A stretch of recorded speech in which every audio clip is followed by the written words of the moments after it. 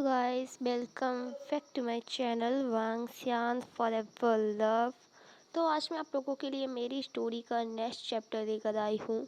Actually friend, आज मैं बहुत ज़्यादा अपसेट हूँ।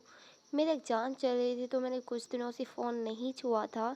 एंड जब मैंने आज अपना फ़ोन चेक किया है तो मैंने देखा कि मैंने जिनके लिए इस स्टोरी को रिकवर किया था, इतनी मेहनतों से इसे अपलोड किया था, एडिटिंग वगैरह मुझे काफ़ी टाइम लग गया था। एंड उन्होंने इस स्टोरी पे कोई रिस्पॉन्स नहीं किया। मुझे इस चीज़ से बहुत बुरा लगा कि उन्होंने मुझसे कहा कि मैं इस स्टोरी को फिर से कंटिन्यू करूं, एंड उन्होंने ही फिर मुझे रिस्पॉन्स नहीं किया। तो मुझे सच में बहुत बुरा लगा था कि मैंने उनके लिए इतनी सारी मेहनत की और उन्होंने मुझे बाद में एक बार भी थैंक्स नहीं तो कम से कम ये तो बोल दी थी कि आपको ये स्टोरी कैसी लग रही है। एंड मैं बहुत अपसेट थी। एंड फ़िलहाल मैं जो कुछ भी बात छोड़ो उसे, अब मैंने इसे कंटिन्यू की है तो मैं इसे फिनिश ज़रूर करूँगी। उम्मीद करूँगी कि आप सब लोगों को तो ये स्टोरी अच्छी लगे एंड मुझे सपोर्ट ज़रूर करना। इस तरीके से मुझे सच में बिल्कुल भी मन नहीं होता है, लेकिन मैं फिर भी ट्राई करती हूँ। हाँ, मैं बहुत कुछ बोल गई, आई एम सॉरी अगर मैंने आप लोगों को बोर कर दिया हो।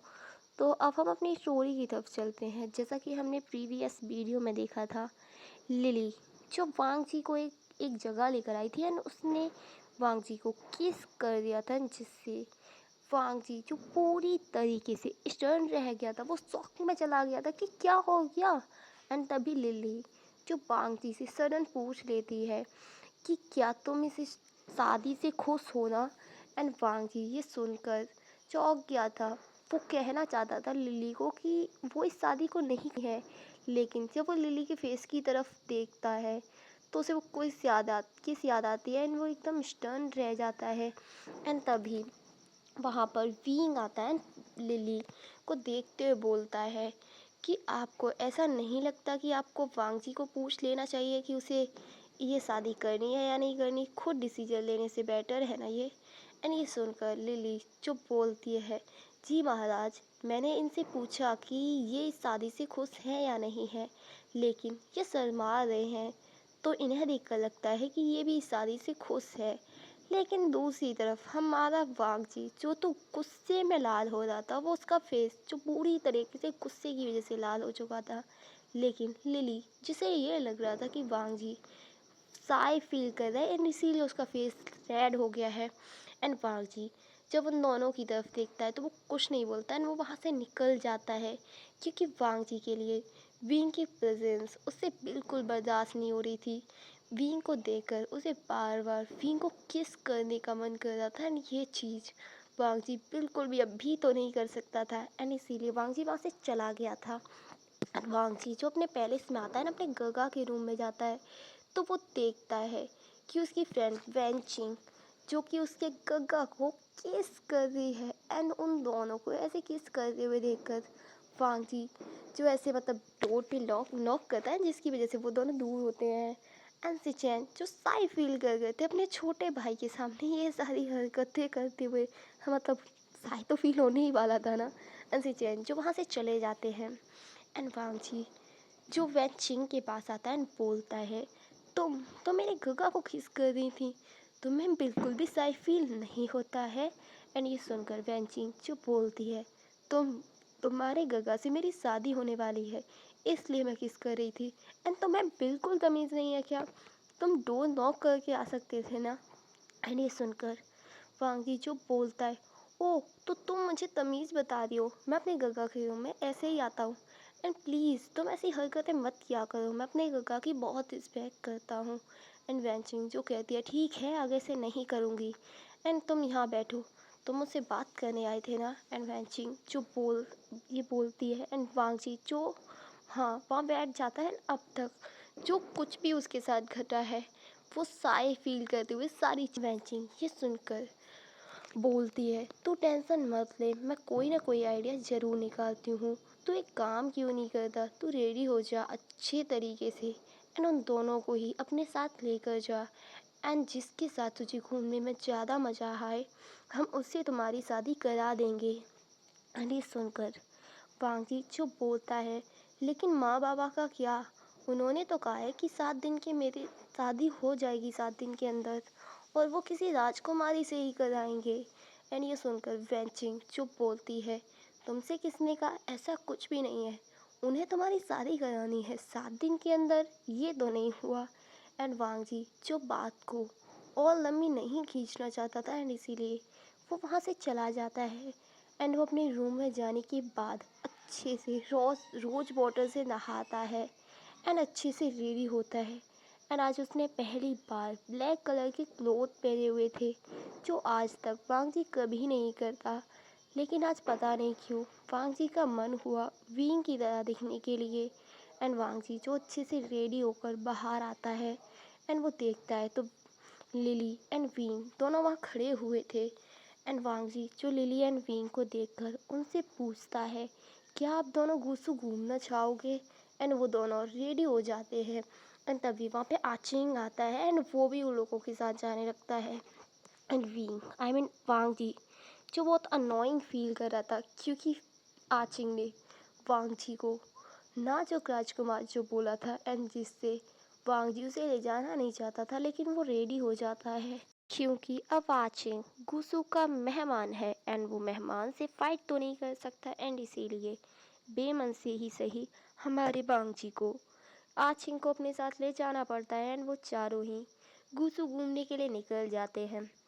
एंड अब हम गुसु के मार्केट का सीन देखते हैं। विंग आई मीन वांग जी जो उन तीनों को गुसु की नई नई चीज़ें दिखाया था, उनके बारे में बता रहा था एंड उसने गुसु की इस हिस्ट्री भी उन लोगों को बताई थी एंड किस तरीके से उसके पूर्वजों ने फाइट की, मॉन्स्टर से लड़ा वगैरह वगैरह। एंड तभी लिली जो हमारे वांग जी के पास आती है एंड उसका हाथ पकड़ लेती है।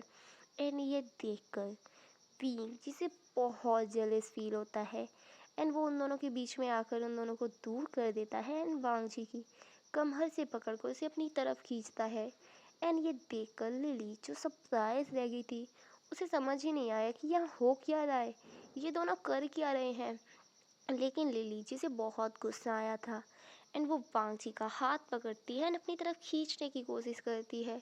लेकिन हमारे विंग ने भी वांग जी को काफ़ी टाइटली पकड़ा हुआ था एंड ये देखकर लिली जो अपनी पूरी ताकत से वांग जी को अपनी तरफ खींचती है एंड वो आखिरकार खींच ही लेती है।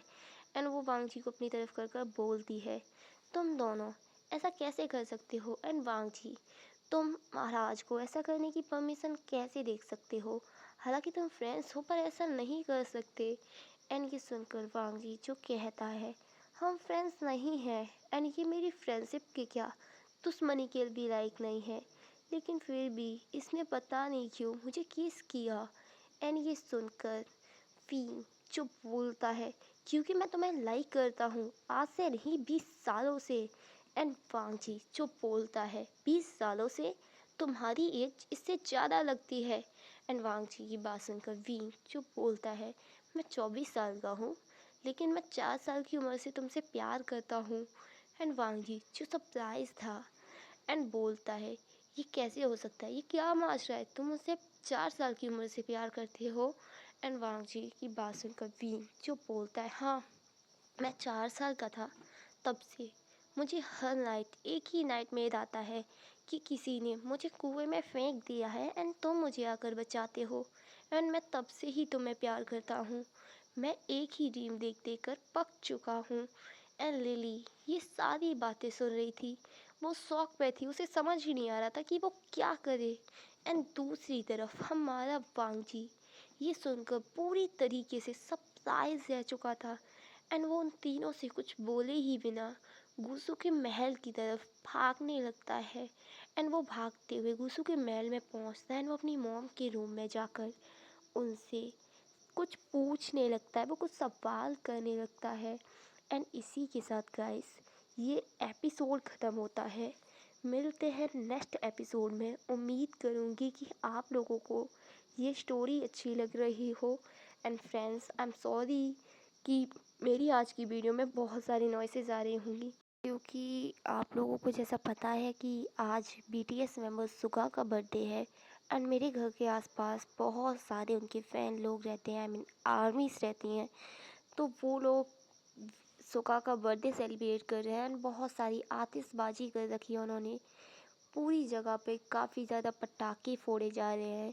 एंड मुझे आज फ्री टाइम मिल गया था तो मैंने सोचा वीडियो रिकॉर्ड कर लूँ। वैसे तो मैंने बहुत सारी नॉइसेस रिमूव करने की कोशिश की लेकिन काफ़ी सारी नहीं हो रही हैं, तो प्लीज़ आप लोग मैनेज करना। एंड आप में से कौन कौन बीटीएस का फ़ैन है मुझे ज़रूर बताना। एक्चुअली मैं भी बीटीएस की फ़ैन हूँ लेकिन इतनी बड़ी नहीं कि मेरे घर वाले मुझे परमिशन दें इस तरीके से आतिशबाजी करने की, पर मैं खुश हूँ कि वो लोग कर पा रहे हैं। एंड आप लोग प्लीज़ मुझे ज़रूर बताना कि मुझे भी तो पता चले कि मेरे जैसा कौन कौन बीटीएस को पसंद करता है। And happy birthday Suga, and good night friends and sweet dreams. Please अपना ख्याल रखिएगा एंड मुझे कमेंट कर कर बताना कि ये स्टोरी एंड ये एपिसोड कैसा लगा। मुझे अच्छा लगता है जब आप लोग कमेंट करते हैं एंड मेरा बहुत मन करता है फिर मैं आप लोगों के लिए स्टोरी लेकर आऊँ। जब आप लोग रिस्पॉन्स नहीं करते तो मेरा बिल्कुल मन नहीं करता कि मैं आप लोगों के लिए स्टोरी बनाऊँ, आई मीन कोई भी स्टोरी अपलोड करूँ।